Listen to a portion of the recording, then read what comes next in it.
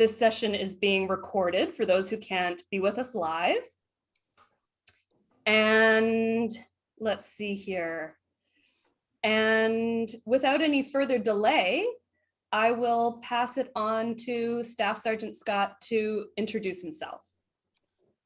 Thanks, Haley. So, yeah, my name is Jeff Scott. I've been with New West Police now for about 15 years, a little over 15 years. And it's been a really good time. So I guess I'll just talk a little bit about myself, and then Sanjay will kind of introduce himself and a bit of his career. And what you'll see as the two of us are kind of going back and forth on just our own experiences, and then what the department has to offer you as an applicant, you'll see that it's totally different careers. So no two careers are identical here.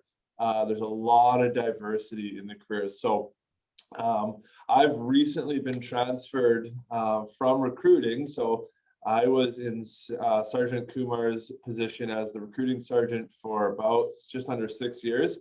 And recently I got transferred back to a patrol shift. So right now I'm a watch commander on a patrol shift. So I'm on the 4 on, 4 off rotation. So 2 days, 2 nights, and then 4 off. And so that's what I'm doing now. But dial it back kind of all the way to the beginning. You know, it's one of those places, policing, you know, you always start in patrol. You start on the street to really get to know what's going on in the city. How do I even learn this job? You know, everybody looks at policing, kind of has the impression of like, oh, I want to drive a police car, lights and sirens and all that. So that's pretty much the nuts and bolts of where I started. And then this is where we start to diversify in our careers. So while I was in patrol, and this is something that's unique in New West, is we also have secondary positions that we can take on. So my primary role was patrol, and then secondary, I had a couple secondary positions. So one of them was in our Marine unit. At the time, we were the only police boat for the most part, on the Fraser River, kind of up to Pitt Lake, all the way out to Georgia Strait and around, and Georgia Strait up to kind of the Vancouver area where Vancouver takes over. And so there's a lot of different calls for service on the water, you know. So I was a Marine unit, and then I also took on the role of collision reconstruction. So I also had that, and I still do collision reconstruction to this day, kind of as a secondary role, in addition to my primary role. So that's investigating, you know, car accidents, fatal motor vehicle accidents, and so on. So after that, I kind of transitioned to our operational support unit. So that was a lot of street level drug enforcement in the parks. It was a mix of being on bikes, in police cars, on foot, and that sort of thing. So a lot of interesting different type of work from that. And then I transferred to our traffic unit. So I was on the police motorcycle for a couple of years, and I focused a lot of my kind of time back in on the collision reconstruction side of things. And then I got promoted to corporal. So I went to a patrol shift as a road supervisor, and then I went into the recruiting unit from there as a sergeant in charge of recruiting and media relations. So it was a totally different set of experiences that I ever had, being part of hiring people, being part of recruitment, and then going out in front of cameras and the media and dealing with news conferences. So a lot of interesting kind of roads in there. And then I got promoted back to a patrol shift. And so that's where I am now as a watch commander. So that's kind of my experiences with respect to policing in a nutshell. Also with New West Police, what's awesome here is while you have all these different career paths and trajectories, the department also values your own continued education. So I went on and continued into some additional education, post-secondary school, and master's degree, and now I'm finishing up kind of a doctorate. And so the department's super supportive of that. You know, and it's a two-way street. The department supports me with that, and it hopefully will make me better doing what I do for the department and for the city. So in a nutshell, that's pretty much my experiences. So over to you, Sanjay. Thanks, Jeffrey. Thanks, Haley. My name is Sanjay Kumar. I've been with New West roughly the same amount of time as Jeff Scott there. So I started in 2005. And just like Jeff mentioned, when you graduate from the academy, you go straight to the road, and then you learn all your basics of what they teach you in the academy. You apply what you've learned onto the road, and you first get signed up with the field trainer. My field trainer was Rob Boyd, and we had a lot of fun. Some stories, if I could go on if I can go on, some stories will probably make you laugh. Some might probably make you shake your head, but it's all a part of the learning process, and all the members go through that. So just like Jeff said, once you did some time on the road, I had that unique experience as well, where I joined the emergency response team. I joined it about 4 years in, and interestingly enough, when I first started policing, I had zero aspirations of going to the emergency response team. I really wanted to do drug units and gang units and surveillance. I wanted to be in that sort of niche, in that kind of environment in the police world. But of course, that as you get on and as you get exposure to files, and you're learning your strengths and weaknesses, what you're good at, what you like and what you don't like, high risk dynamic calls just appeal to me. So I went to the emergency response team. It was quite challenging. I did my basic course there, and I went on as a part-time operator. So what that means is that my full-time duties were patrol, and then part-time, whenever there was an ERT call, I would take off to that ERT call. I eventually moved on. There was an opening for a full-time position within the emergency response team. So then I applied for that. I was the successful applicant there, and then that's what essentially started my, or I guess prolonged, and I mean this in a good way, prolonged my ERT career. So I spent roughly just under 7 years on the emergency response team. It was interesting, crazy, dynamic, fun. The best way to describe it, as I do to people, it's kind of like controlled chaos. Like, it looks very chaotic to the public if you're a bystander looking at it, but it's very controlled, deliberate, and methodical on the ERT side. There's for every action, there's a reasoning behind it, there's a plan behind it, and everyone's aware of their role. So we had some pretty dynamic calls when it came to barricades and tactical vehicle takedowns, files in the bush, hostage rescues, kidnapping. So a really unique set of skills that you learn there. So as that was progressing, I joined our training cadre unit part-time. So with ERT, I was able to get some pretty exclusive training. So I got my pistol instructor certification, my carbine instructor certification, and I did that, and I came and taught part-time here at our department to our current members, just those fundamental skills whenever we held pistol days and range days.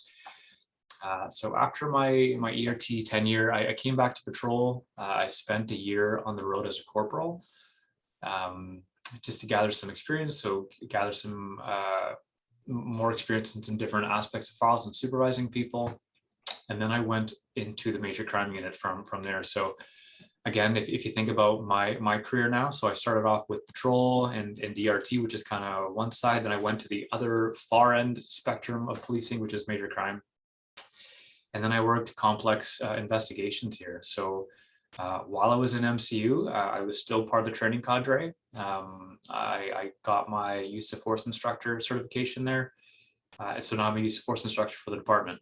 So I'm doing that while I'm kind of balancing my full-time responsibilities while working with major crime. So again, just interesting file. So MCU I wasn't entirely sure that I wanted to get into MCU, but interestingly enough, and I say this again, like, you don't know what someone does till you actually get in their chair, and you don't know how you're going to feel about it till you actually do that work. I actually enjoyed MCU a lot, like just working with a team closely, a lot different than the patrol world, where you're forced to make some decisions relatively quickly. And even ERT, here you have the time to make informed decisions based on consulting your team.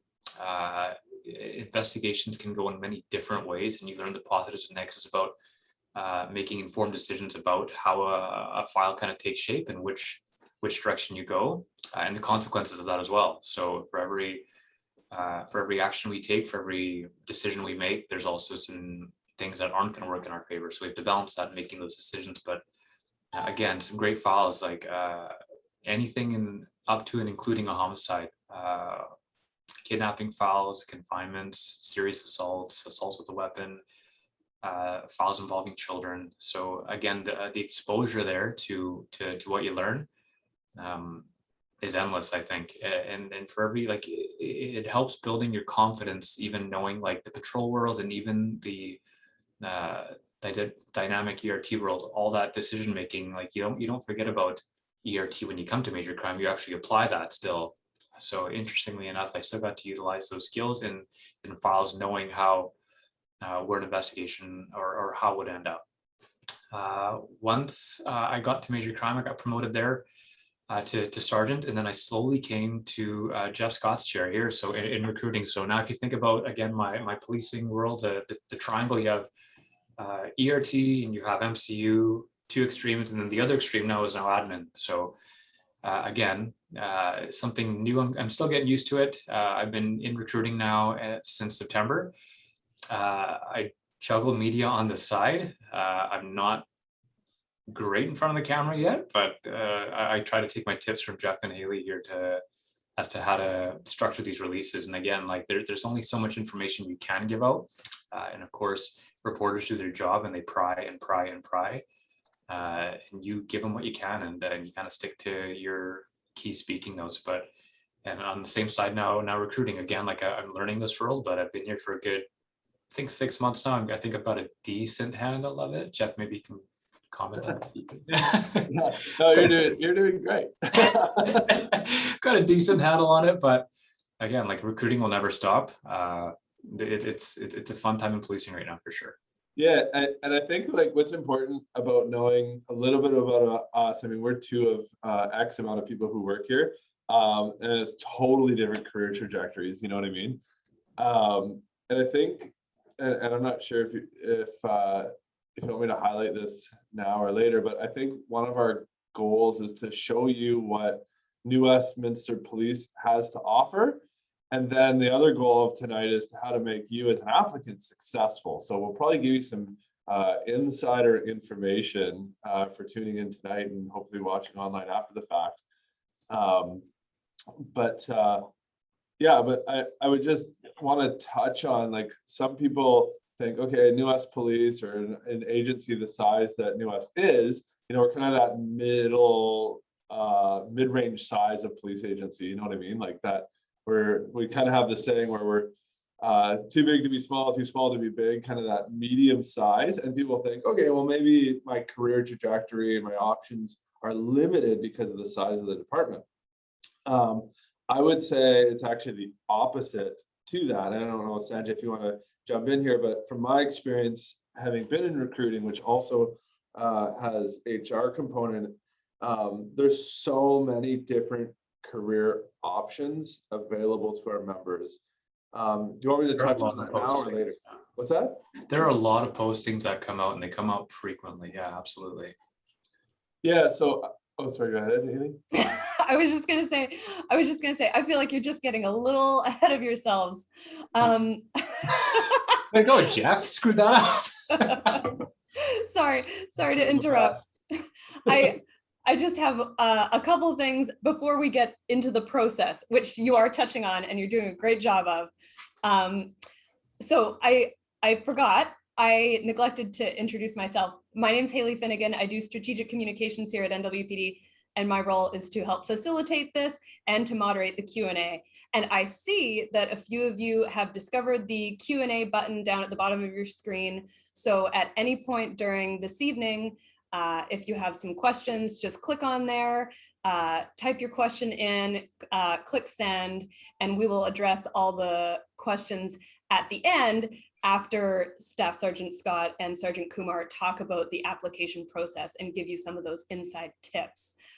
But before we touch on that, I figure you now know a little bit about all of us. So we want to get to know a little bit about you. So I'm going to do this poll where I'm going to ask you, where are you joining us from? And so please let us know, are you tuning in from the Metro Vancouver region? Are you tuning in from outside of the Metro Vancouver region, elsewhere in British Columbia, or are you joining us from outside of British Columbia? So just a quick poll here just to see where everyone's from. I'll give it a few more seconds here.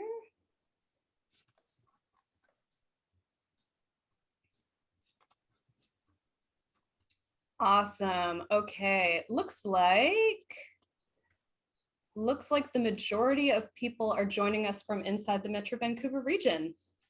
So welcome, neighbors. And one other thing about the Q&A feature down at the bottom of the screen, you're able to ask your questions anonymously. So don't hesitate, if that's a concern of yours, to use that feature. All right. Okay, I won't get in the way here. You both carry on about the process. Jeff, you want to keep going, or? Sure.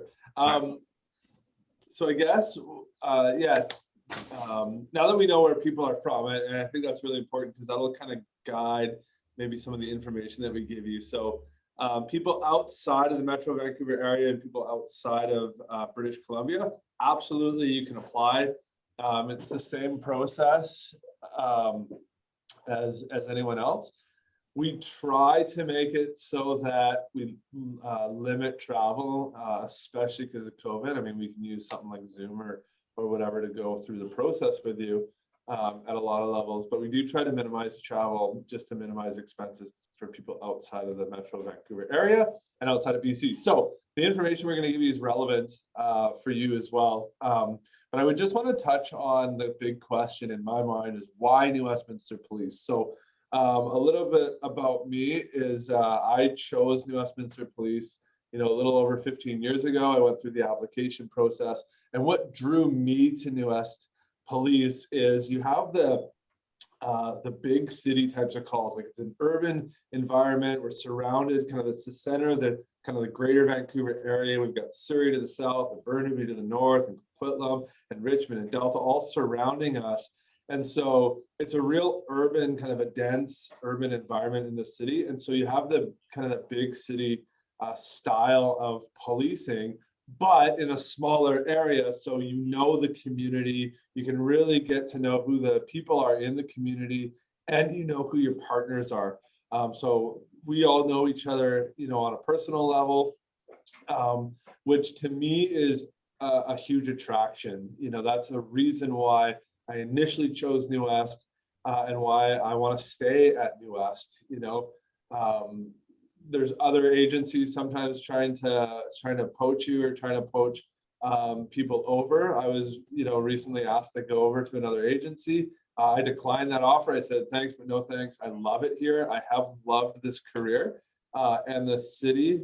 And to me, those features just about the communities is huge, but it's also about what is the department, what does this department specifically have to offer somebody like myself or somebody like Sanjay or somebody like you as an applicant. We've got all the same sort of sections as any other department has. We have major crime, street crime, which is like the drug enforcement team or drug investigative team, and surveillance teams and crime suppression teams, and traffic unit. We have a gang suppression unit, community services and youth resources and domestic violence and sex assault invest teams and criminal intelligence, all of those sort of sections within the department. But then we've also got, I think about 20% of our sworn members are in seconded sections. So when Sanjay was talking about his experience in the major crime unit and basically investigating everything to the exclusion of homicides, well, we're part of the unsolved homicide investigation team and the integrated homicide investigation team. And we've got members, New West Police members there. We're part of Air One, which is the police helicopter. For a number of years, it was a New Westminster police officer in the helicopter. Part of CFSCU, so the Combined Forces Special Enforcement Unit, so surveillance at the provincial level, or high-level drug investigations, even the gang unit in a uniform sense, and a myriad of other positions. You name it, we've got it. And so why I'm saying all this, in a department our size, we have people working here that may have a special interest in a style or a type of investigative unit. And so they'll sometimes go forward and say, hey, I have an interest in this. We don't have a position there. Can I do it? And we've actually multiple times created a position to allow our members to grow. One example is being part of INSET, which is essentially the integrated national, it's a national team looking at kind of counterterrorism, if you will. So we created or asked for a position there, and we sent somebody there.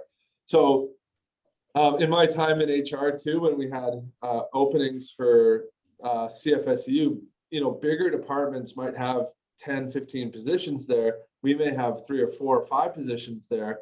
But when a position gets posted, we'll only have 1 or 2 people applying for it. Whereas in a bigger agency, you'll have about 100 people applying. So your actual percentage of creating the path for your career is that much greater in an agency like ours. So it's an urban city. It's all the big city style policing in a smaller area. So you know your partners, you know the chief, you know senior management, and you can really pave your own way in your career.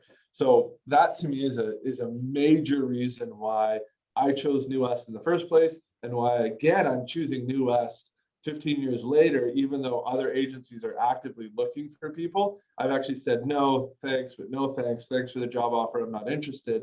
This is where I want to be for all those reasons and more. And on top of that, it's a lot of it too, and Sanjay, I may defer to you on this, the equipment here. So I look at kind of what do other agencies offer and what can they do and what can't they do. What is a huge benefit about our agency is our management and police board and our leadership listen to what the membership wants and needs, and they respond. And it's amazing that way. We can get decisions done like that. One example, and Sanjay, you may have better info about what the actual equipment is that we have because of your training background. But one example is, when Ford stopped making the Crown Vics, we said to our members who are in patrol, what do you guys want to drive? And there was a number of different types of police car options. They test drove them. Popular opinion was the Ford Explorer. So we have a fleet of Ford Explorers for our patrol division. And that's something that is a lot more difficult and challenging to do in these massive organizations. Ours were a little bit more malleable in order to do that. I think still to this day, Sanjay, correct me if I'm wrong, we're the only agency that uses the Arwen in Canada. Yeah, so that's a great point. So Edmonton was the first agency to start with the Arwen. They brought it out to the patrol members. We were the first agency in BC to adopt that here. So we use the Arwen. It's a hard, less lethal projectile. So I'm sure you guys are all I guess you guys have for the most part probably heard of the Beanbag Shotgun. Our agency did use that previously to the Arwen. It had benefits and it had some negatives to it. The Arwen is what we used to use and still use on ERT. So it's a hard, less lethal projectile. Great compliance. It works nearly every time. It's a great distance tool. But even going beyond that, like our agency, all our members carry tasers here. It's not one of those agencies where you're going to a call and you're hoping somebody's coming with you has a taser. No, all our members carry that because we want all our members to be safe. Mm-hmm. We're incorporating red dot sights on our pistols. This is a process we're actually doing this year. All the instructors, the firearms instructors have the red dot system. We've tried it out. We've tested it out. It's amazing. We've just put our new recruits in the academy with it. They've had the best pistol times are coming out of block 1 of the academy. Again, and it's for the accuracy, it's for confidence, it's to be accountable, and that's what we're looking, and that's what we offer here. When we look at body armor, we're looking at new body armor it's more form-fitting to the body. It's a bit lighter. It's tested, it's tried, it's true, but we want to provide our members with the best equipment possible to make their jobs easier. Because let's be real, policing is challenging, and if we can take stresses away about feeling uncomfortable, and knowing that our members have the best equipment, then that's the best thing that we can provide for them. Yeah. So I guess the big question then, and I see some people are asking questions, but we're going to Q&A later, right? The big question is now, how as an applicant do I become successful in applying to New West Police? So maybe Sanjay, we can kind of just go back and forth. What is the process? So I'm a new applicant or even an exempt member, so currently a serving police officer that wants to apply. What do I do? Yeah, the process is generally the same. I think for a brand new member looking to apply, the application process, if you have this in your mind, should start even before you submit your name in. And what I'm getting is that you want to be prepared for this application process. It is quite a few steps, but you don't want to come into it blindly. So have a look at our website. We're going to go through all these steps, but the biggest thing we can tell you is that be as best prepared as you can. Here's some tips for you that you guys are going to get. So the first thing you're going to do is look at the minimum requirements on our website. You'll see that it's all posted there. Give me one sec here, folks.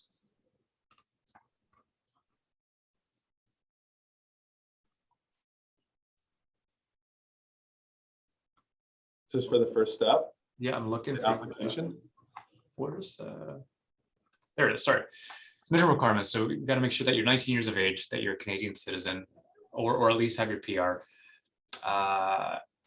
That you have some post-secondary education. We're looking for at least 30 credits. If you don't have that, a Red Seal trade or military background will be considered. So if you have that, that's more than good to go. Once you've completed that, you got to make sure that you have that you meet the minimum vision and audio requirements or hearing requirements, and just be medical or physically fit to do the job. So those are the basic qualifications when you're looking to apply. Once you get through that, have a look at our application process. So it starts off with the intake interview, or starts off with the first day application process. So that is the application and security clearance questionnaire. There are a bunch of other steps that go with that. So you have to submit a copy of your driver's license, your first day certificate, your post-secondary requirements. So once you have those packages together, a photograph of yourself, you submit that to a recruiting email address. So that is basically the first steps that you're going to do. We'll have a review of your application, process it, and then we're going to invite you to the written exam and POPAT. So typically we will probably do we'll probably send you the POPAT first.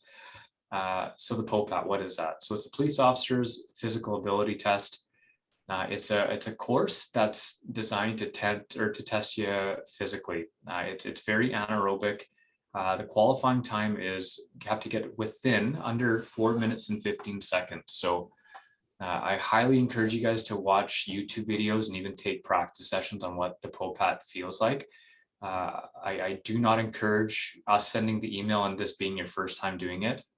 Again, like we're outlining these steps because we want you all to be successful. The POPAT looks deceiving. It doesn't look that difficult when you look at it like, oh, this is something I can do. But when you actually get into it, it's very anaerobic. It pushes you physically quite a bit. And there's certain tricks that POPAT instructors will tell you to kind of shave your time or shave some seconds and get you through some challenging and difficult spots. So once you complete the POPAT, you'll then get invited to write the written exam. The written exam is just a standard entrance exam. It's administered by all the other agencies within the province as well. Actually, I'm unsure about the RCMP, but with all the other municipal agencies. So if you have written your entrance exam with another agency and you've scored, I believe it's 70%, you can transfer that exam over to us. Jeff, is it 70 or 60%? So to pass, so if you write the exam with us, it's 60%. In order for us to accept, let's say you wrote it with another police agency, we will accept those exam scores. But you got to get 70%. So that just accounts for some variance and some, some grading in kind of the exam. I would just jump in on the exam. I highly recommend having a look at our website. There's some sample questions about it. So the exam's kind of broken down in kind of different parts. So there's a memory portion. We show a video at the start. It's about a 1 minute-ish video. You get a chance to study, you get like, I think 1 or 2 minutes to study like basically a person's profile. And then you give those back and then the exam begins. So I recommend going right to the memory portion of the exam first because it's fresh in your mind.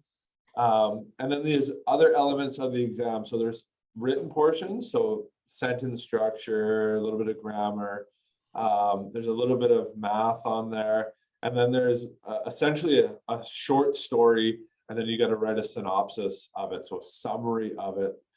There's very clear-cut instructions on it, all that collectively together, so it's broken up into different sections. The whole thing together, you got to get 60% in order to pass, 70% if we're going to accept it from another police agency. Again, there's tons of different sample questions, examples, and that sort of thing. I recommend, just like you'd be training for the POPAT, like what Sanjay is saying, go do a practice run, go do anaerobic training.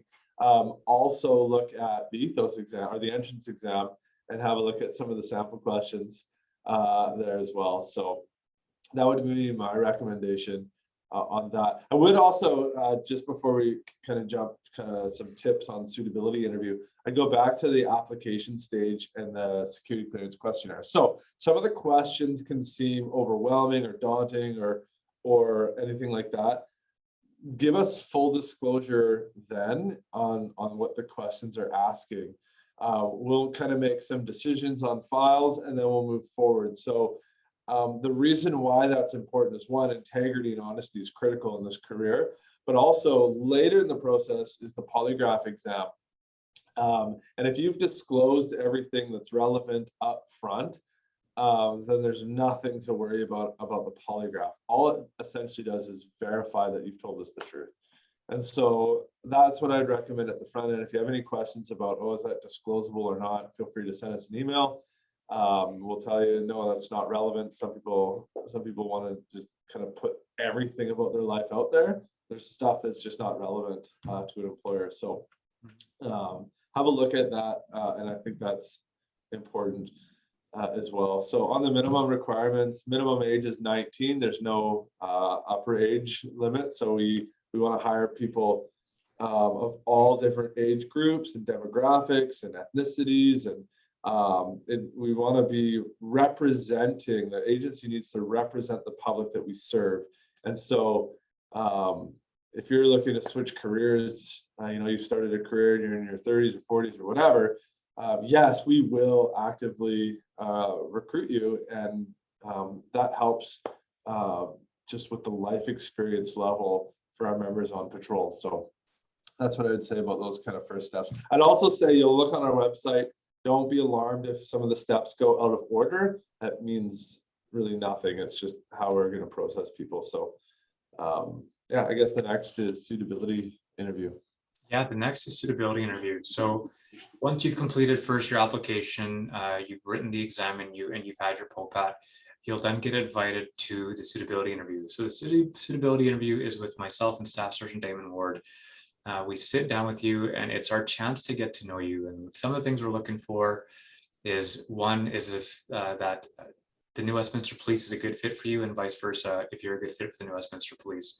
We ask about you, we ask about your family, what you know about our agency, the city, and then we get into behavioral questions. So if you look on our website, we actually list the behavioral questions, and they involve conflict management, risk management, communication, decision-making, ethical accountability and responsibility, planning and organization. And it even says the panel interview consists of leadership, assertiveness, adaptability, organizational awareness, stress tolerance, and teamwork. So we are looking for those competencies, we're going to ask behavioral questions based on those competencies. And the best way that we suggest preparing for this is that either get a booklet or get a pad of paper, and you can title that page conflict management. And then on that page, list 2 to 3 examples of when you were involved with a conflict with a coworker, a peer, when you had to settle a conflict between 2 people. Have those examples in your mind, and we recommend using the STAR format. So if you don't know the STAR format, is first you talk about the situation. It stands for STAR. So the situation, what the situation was, describe that. then describe your tasks in that situation, or so the overall tasks that were required to be done in that situation, what actions you did in that situation. So a lot of times, a lot of applicants say, well, I was in this situation, we did this or we did that.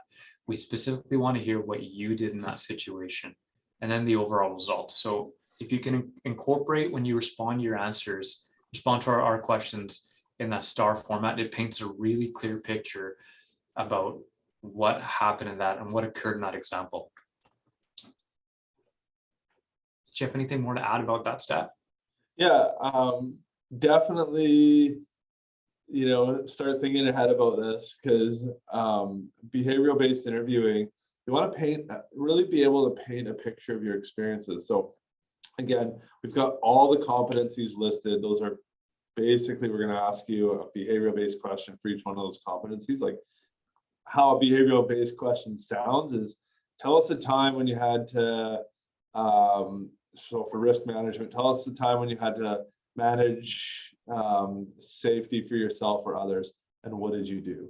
And so you really want to paint a picture for us, like what, so that we can really envision what was the situation, what was going on at that time, and then what did you do? So when it's like, here's the situation or the task, and then here's what I did. I did this, I said that, I resolved it like this. And then of course that's the R, which is how did you resolve it?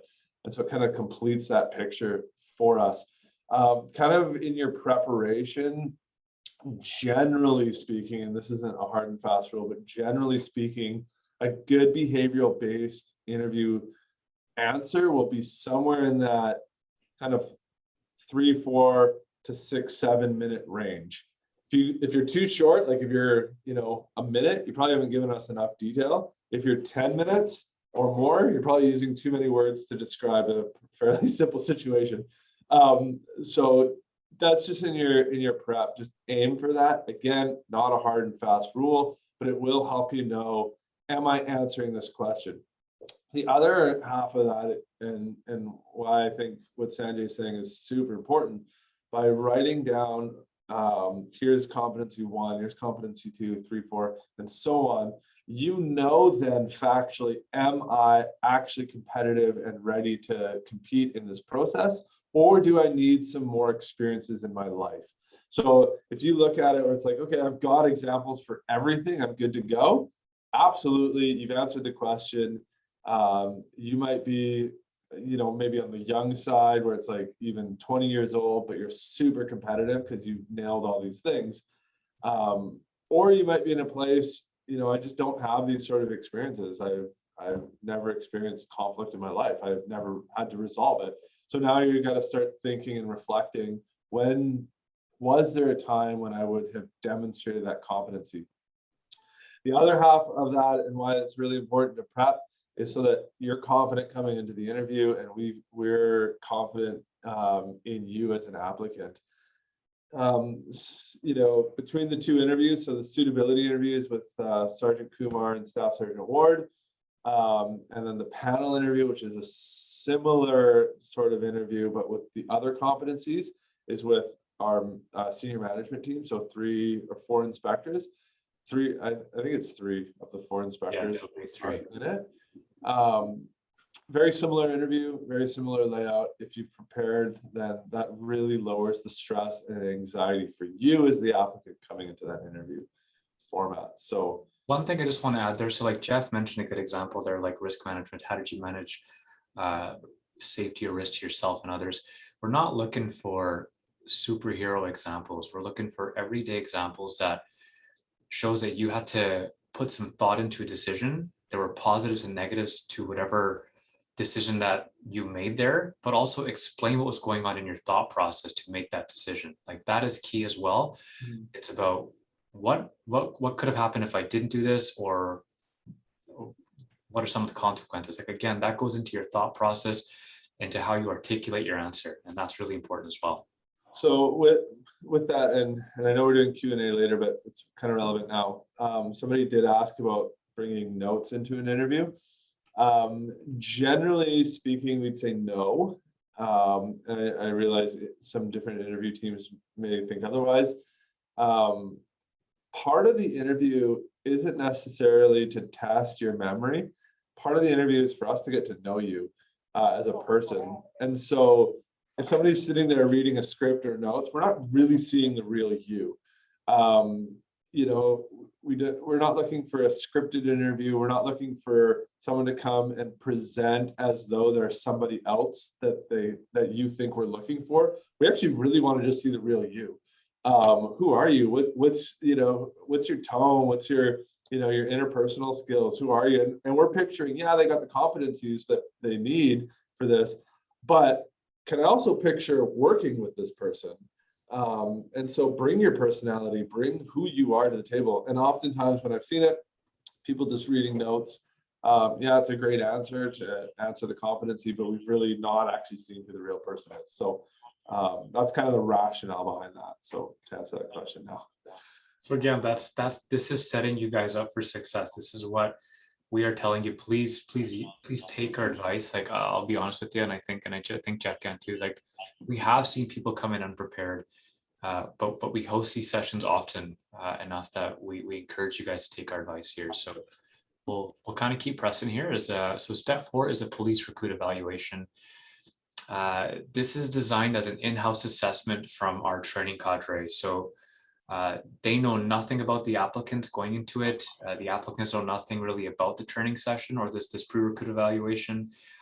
You're essentially given some brief instructions that there's going to be some team building exercises, some individual exercises, but it's a chance for the training section to do an evaluation on the applicants, and then for training and then recruiting to compare notes to see if we're on the same page. Unfortunately, like, there's not too much we can tell you about it. The best thing I can tell you is that you actually don't need to know anything about policing for this. That's the best part. You just got to be just be aware of your physical fitness and be social. That's the best way to succeed in this one. Step 5 is a ride along. Before I go any further, actually, so back to really quickly the suitability interviews. We are doing our best because of COVID to conduct these over Zoom. We're not looking to put your safety at risk or our safety at risk or anyone in the building. So we appreciate that. We acknowledge that. We do have a way that we can conduct in-person interviews here. We have a fairly large room that can accommodate up to 8 to 9 people, and it would just be essentially 3 people in that room. But again, we're just choosing to do it over Zoom. It's not ideal, but again, we're working with the times just like everyone else here. So that's what we're doing interviews right now. Ride-alongs are, for the most part, on pause right now. So that would have been the next step, is once you have completed the police recruit evaluation, you would go on a ride-along with one of our members. Again, that's on pause right now just due to the pandemic. We're not looking to put your health at risk or our members' health at risk. But we look to continue that step, hopefully in the fall, once we're all vaccinated and once there's some calmness here. So again, the ride along, what it would be is that you come out with one of our members on a night shift. You would ride with that member. You would essentially go to them with all the calls. We encourage you to ask lots of questions, see what policing is really like in New West, see if it's what you envisioned it, see if it's a good fit for you. But that's the purpose of the ride along. It's for our members to get to know you and for you to get to know a little bit more about the agency, what we do on a day-to-day basis, and see if this is really the career that you've been looking for. Jeff, feel free to interrupt if you have anything more to say there, but I'll keep going otherwise. No, ride along is the most fun. So hopefully we can get that back into the process, because then you also get a chance to see, yeah, is this the place that I want to work as an applicant? So it's kind of a two-way street at that level. But if you do your homework on it, you'll know that this is definitely the place that you do want to work. So. Step 6 is a panel interview. So we're not gonna, I won't talk too much about that. It's essentially just like Jeff and I were saying, it's like the suitability interview. It is competency based. There are some questions, again, to get to know you, to make sure that you're a good fit, because again, the panel members who are all inspectors don't really know the applicant at all. I give them a brief introduction about the applicant, but I leave it upon them to make their own assessment, because I think that's important. So again, those competency-based questions, it's leadership, assertiveness, adaptability, organizational awareness, stress tolerance, and teamwork. They're all on our website. Again, when you're preparing for that. And it doesn't mean that it should mean that you start preparing now. Like don't wait till you finish step 2 or pass the suitability interview. Be like, all right, I'll start preparing for the panel interview. Start preparing right now. Get everything ready right now so you are well prepared, because sometimes the process moves very, very quickly, and sometimes it takes some more time, but you don't want to be caught off guard. So again, preparation is really key to being successful in this process.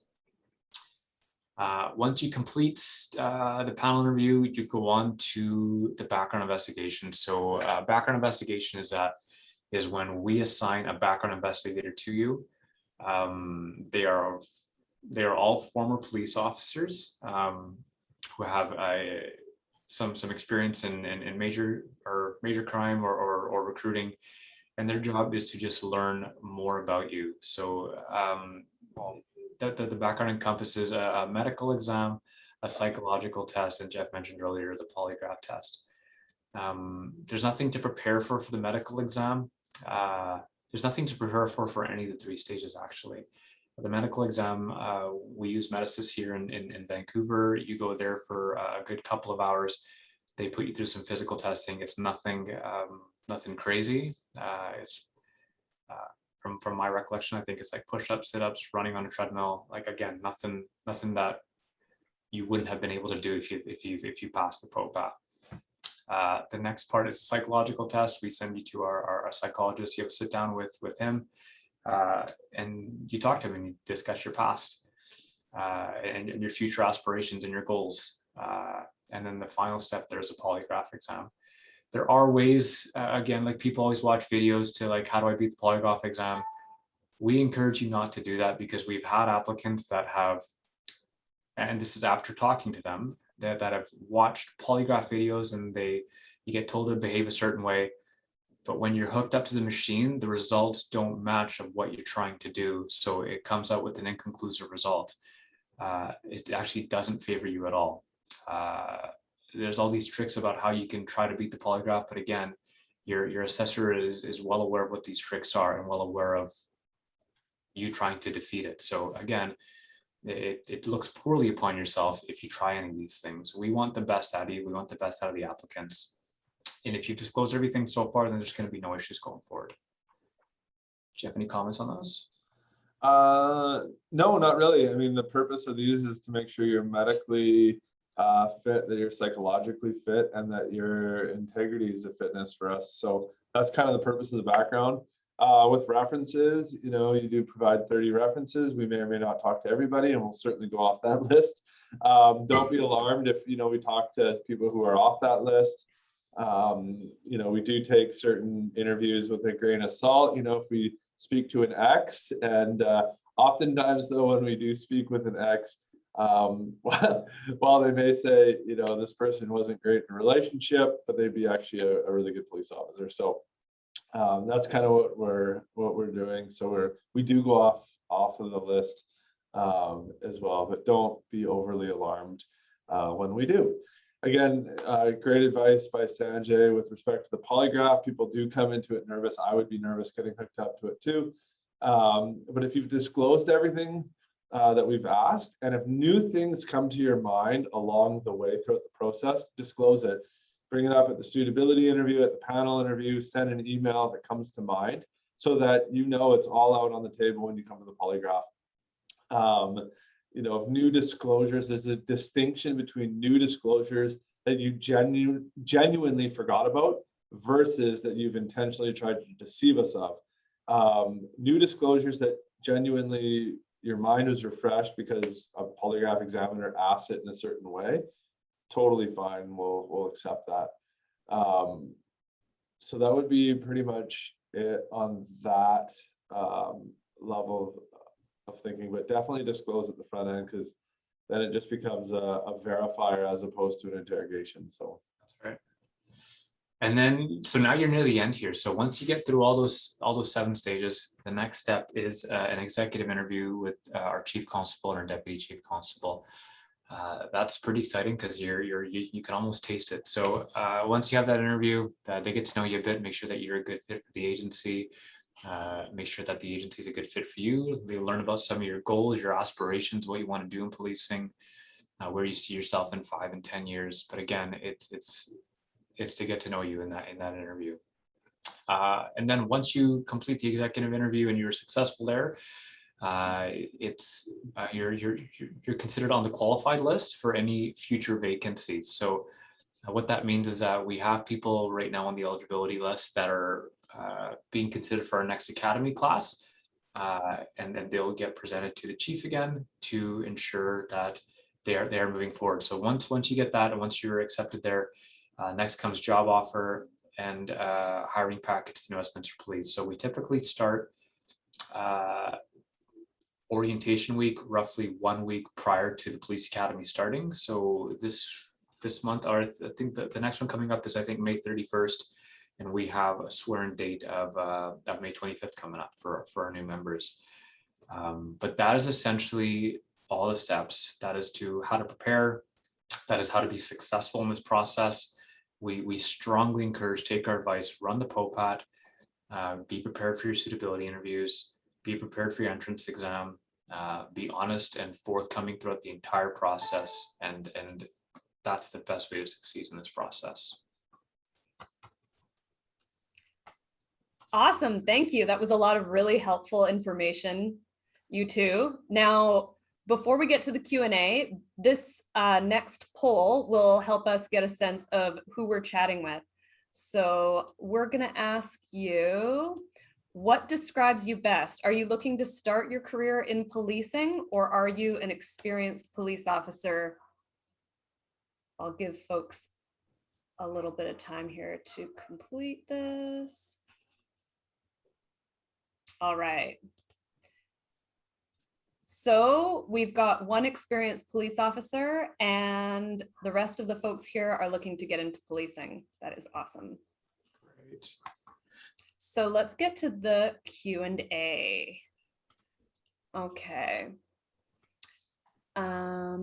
We've got a couple centering around age, and I know you've both touched on that already, but we will address these ones. So what is the average age usually hired? I think that can range. So again, like, you just have to be 19 to apply, but I think the average age of members is somewhere between, and Jeff, correct me if I'm wrong with this, somewhere between probably 23 to 30-ish, give or take. Is that right? About right there? Yeah, on our hiring side, that would probably be the average. It's not, that's just the majority of people in that age. The majority of the applicants are in that age bracket, and that's why the averages are within that age bracket. But like I said earlier, if you're 30s, 40s or whatever, and you're looking to switch careers, definitely apply, because we are looking for people with more life experience and who are kind of bring some maturity to a shift. But like, I was hired at 21, others who I went through were 25. Average is definitely kind of in that 23-ish to 30 range. And again, if you're on the younger side, yeah, definitely we'll get a long career together, and just make sure you got the competencies. If you got them, you're ready. That'll answer your question. Am I too young to apply or not? Well, that's irrelevant. What's relevant is, do you have the experience that we're looking for? Yeah, and this second question here is mid-40s, is there an age limit? Mid-40s? I would have to say Jeff already touched on that. Life experience is really valuable.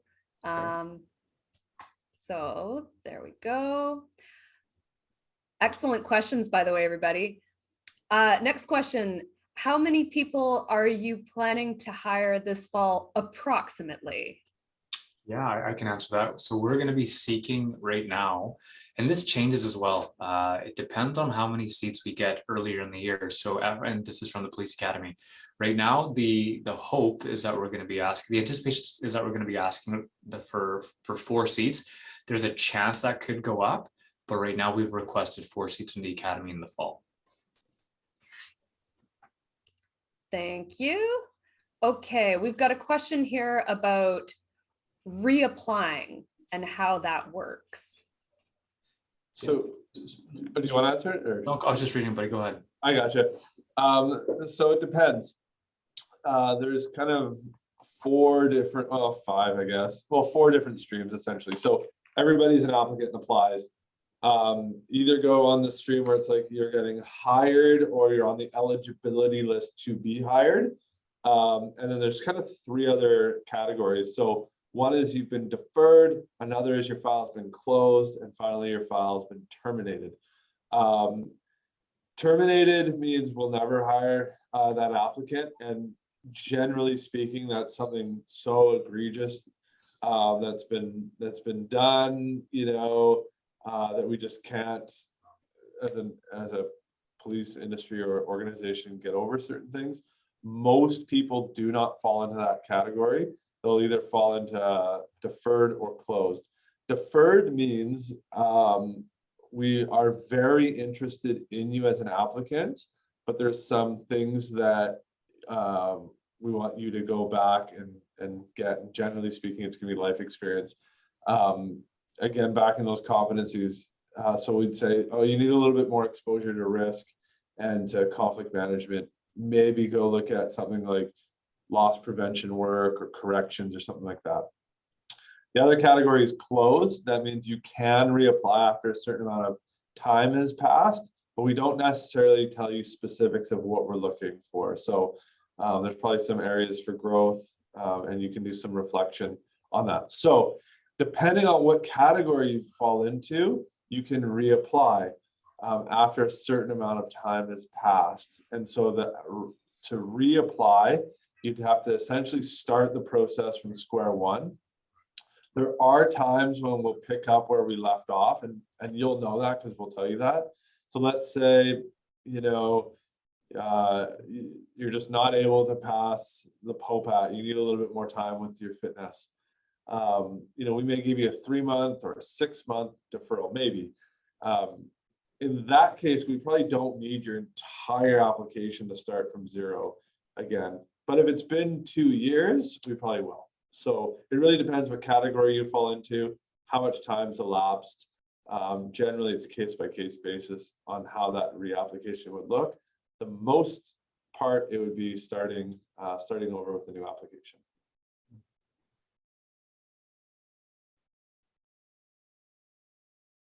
Oh, I was I was on mute.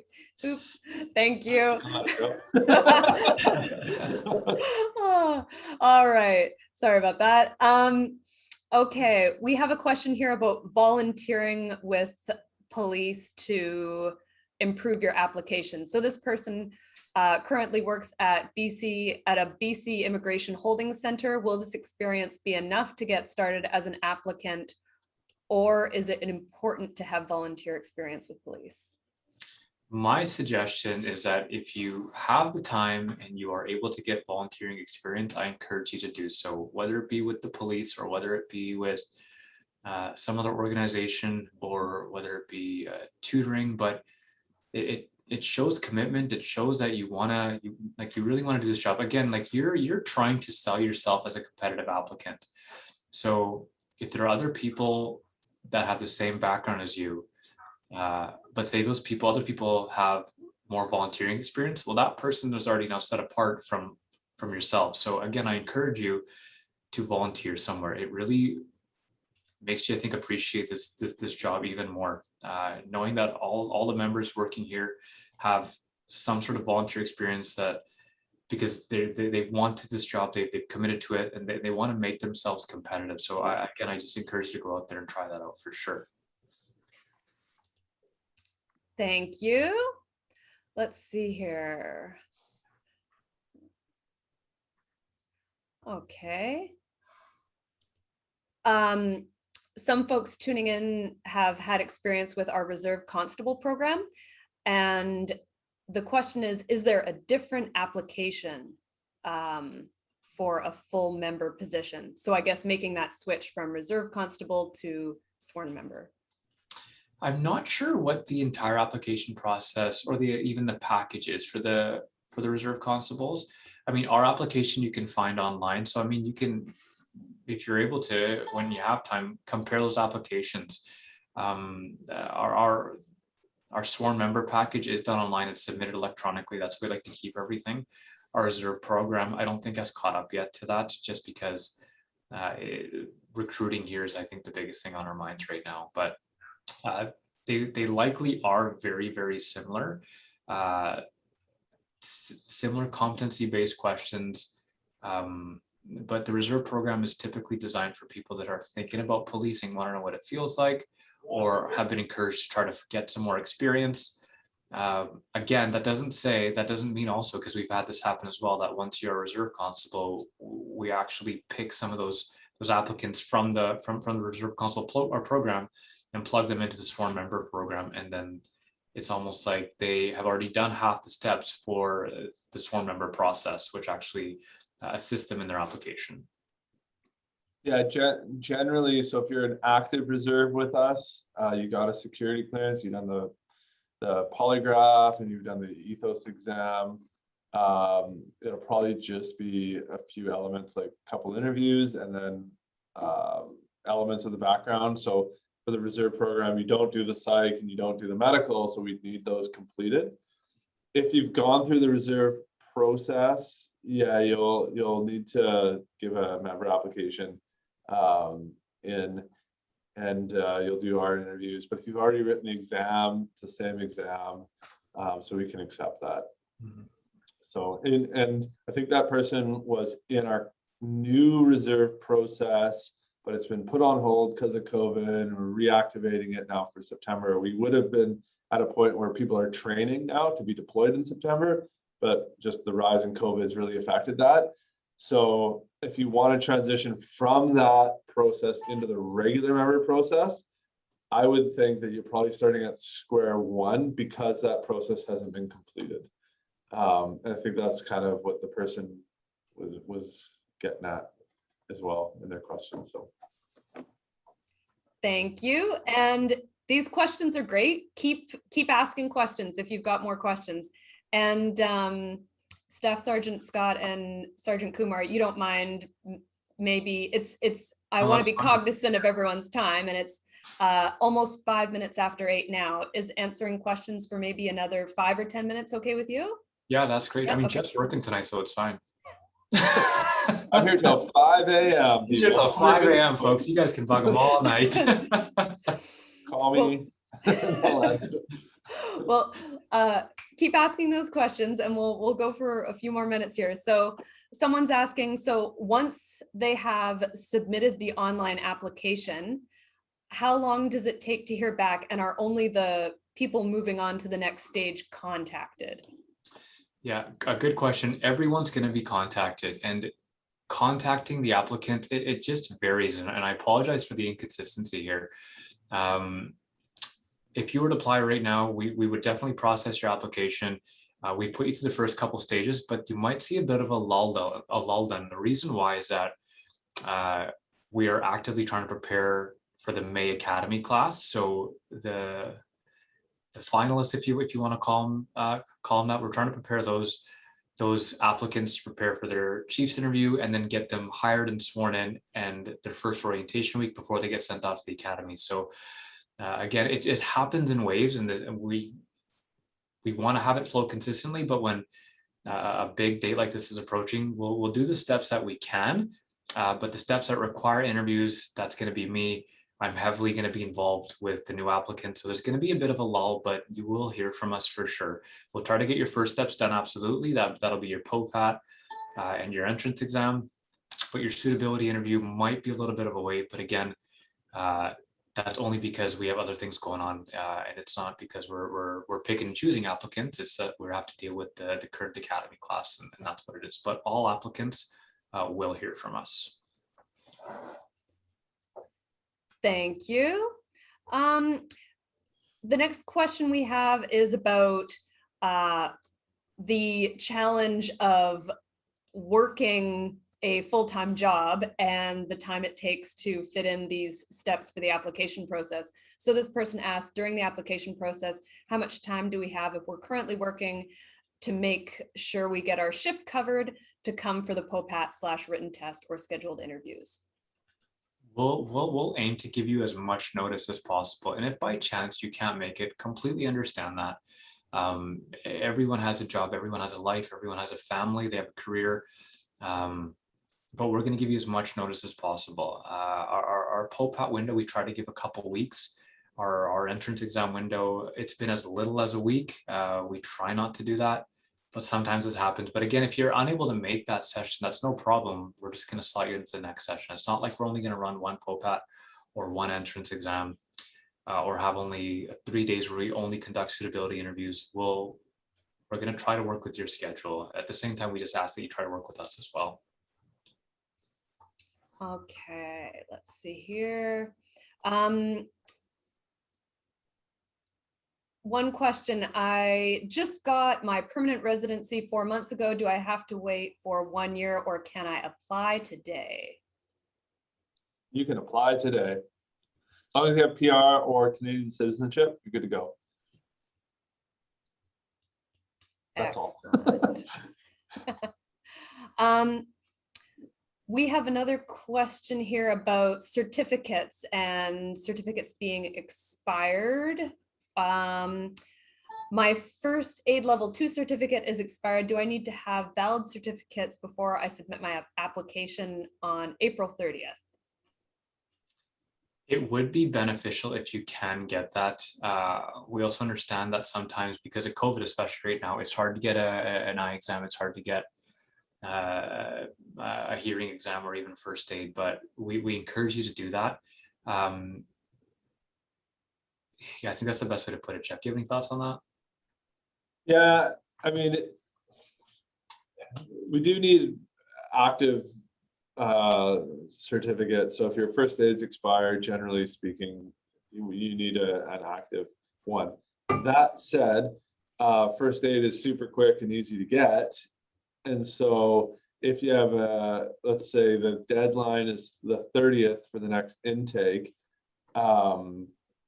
If you have a date booked, that could change things for sure. Like if you have a date already booked that you're scheduled to take your first aid. I didn't mean to cut you off, Jeff. Sorry. If you're scheduled. Well, that's what I was gonna say. So. Well, Jeff, why don't you continue then? I apologize. I cut you off. If you have a date booked. If you have a date booked, go write it. That's good. Yeah. All right.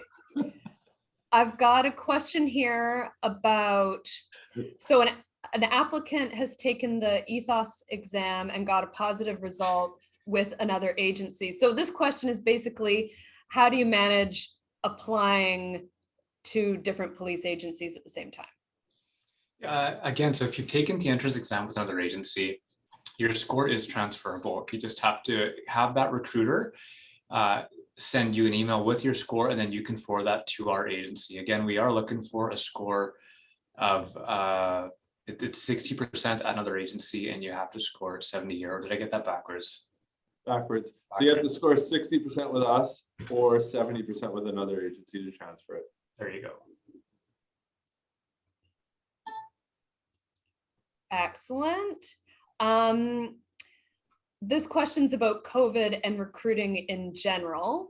So due to COVID, would you say the application process has slowed down or remained similar prior to COVID? So the time it takes from the initial stage to the job offer stage. I have no experience prior to COVID. So. I would think COVID certainly at the outset of it, or when it first started, really affected things. I think our world just shut down. Nobody knew what was going on. We now have a rhythm, and I would think that doing interviews over Zoom is actually, we can get a lot more done quicker in a lot of respects. You know, we've changed the POPAT, so we no longer administer it once every other month at the Justice Institute. Now we use a company, so we'd say, go get your POPAT done at basically on your own time. There are parameters within that, and so to be able to get a POPAT and interviews over Zoom, I think it's actually accelerated the process in a lot of respects. I know somebody was looking at, is the actual deadline for the class on the 30th? No, the actual deadline for consideration for the next class and for the intake is on the 30th. But that said, we're always accepting applications. So I hope people don't get in their minds that I have to have it in by April 30th or else I won't be hired by New West Police. If you apply on May 5th or May 15th or in June or whenever, we're absolutely going to look at your application. We have cycles, and it makes it easier, for lack of better words, for us on the planning side when it comes to, okay, this week we want to do suitability interviews, this week we want to do panel interviews, this week or this month we want people in the background. It just helps us for that sort of cycling and planning. But the 30th is it's not a hard and fast deadline. Not an arbitrary date. It's completely arbitrary, but it helps with it does help with the rhythm of recruiting. Yeah. Very good. I think we're going to have one last question, and then I'll turn it over to both of you if you want to say any final words. So this person has international policing experience, and they were a police officer in the Philippines. Do they need to take any special steps to be considered? No, I don't believe so. I mean, if you're now in Canada and you have your PR, your background sounds pretty ideal. But if you have your PR code or even your citizenship, then yeah, I'd encourage you to apply. No, there's nothing you have to do. If you don't think you meet some of the requirements, please just contact us. We can talk and work through that and figure out if you do or not. But again, your background sounds great. You would have to go through all of the recruiting process and the Justice Institute police training. So the only police exemption that we accept is currently serving Canadian police officers. Otherwise, you would need to go through kind of all the training so that you're tuned with Canadian law and Canadian policies and use of force, etc. So, even applicants, within the Commonwealth or from the United States, it's different policing, it's different training, it's different laws, it's different culture, it's different everything. And so everybody would funnel through our police recruit training. All right. Any final words or tips before we sign off for the evening?